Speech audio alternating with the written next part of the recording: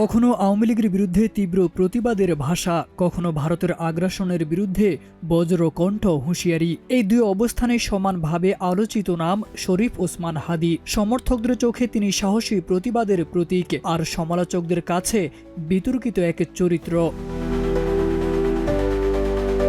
স্লোগানে সীমা লঙ্ঘনের অভিযোগে যেমন তার বিরুদ্ধে সমালোচনার ঝড় উঠে, তেমনি সাহসিকতা ও দৃঢ় অবস্থানের জন্য প্রশংসায় মুখর থাকে তার অনুসারীদের একটি বড় অংশ। জুলাই গণঅভ্যুত্থানের পর থেকেই এভাবেই জাতীয় আলোচনার কেন্দ্রে উঠে আসেন হাদী।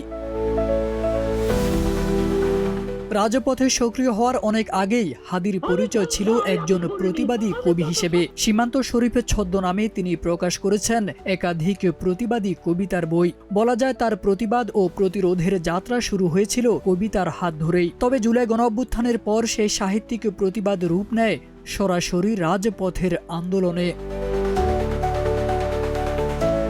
গণঅভ্যুত্থানের পর স্বাধীনতা ও সার্বভৌমত্ব রক্ষা এবং ইনসাফ ভিত্তিক রাষ্ট্র বিনির্মাণের লক্ষ্যে তার নেতৃত্বে গঠিত হয় একটি সাংস্কৃতিক ও রাজনৈতিক প্ল্যাটফর্ম ইনকিলাব মঞ্চ। এই মঞ্চ থেকে ভারত বিরোধী বক্তব্য, জুলাই গণঅভ্যুত্থানের স্মৃতি সংরক্ষণ এবং শহীদ ও আহতদের রাষ্ট্রীয় স্বীকৃতির দাবি জোরালোভাবে তোলা হয়।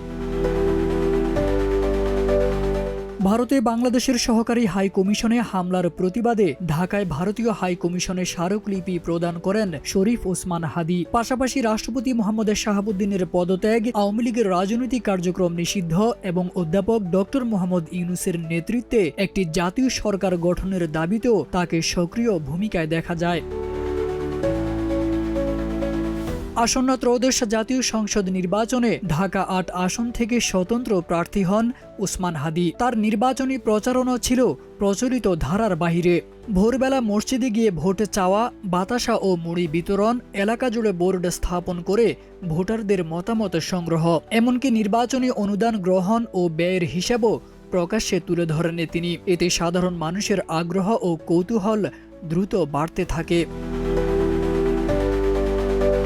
দক্ষিণাঞ্চলের জেলা ঝালকাঠির নলচিটি থেকে উঠে আসা হাদীর এই উত্থানের মাঝে ঘটে ভয়াবহ ঘটনা। শুক্রবার সন্ত্রাসীদের গুলিতে মাথায় গুরুতর আহত হন তিনি। তাকে দ্রুত হাসপাতালে ভর্তি করা হলেও তার অবস্থা অত্যন্ত সংকটাপন্ন।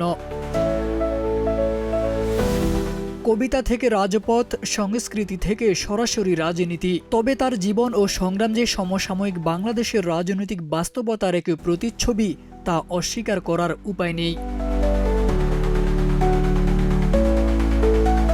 তারেক আজিজ খান, প্রজন্ম ২৪।